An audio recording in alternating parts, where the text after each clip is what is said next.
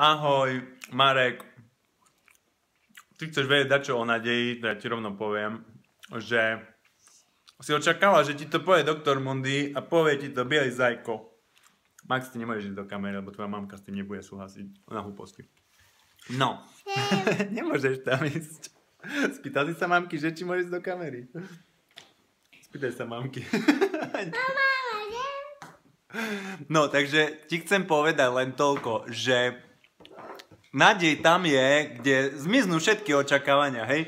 My sme dneska s Maxom pozerali Mimi a Lizu a proste keď si uvedomíš, že taktorí ľudia ani nevidia, tak to, čo ti zostane, je nádej. Čau. Maj sa pekne. A jak sa hovorí, dosiahol si takú úroveň vedomia, že už proste budeš to musieť podať ďalej. Ahoj.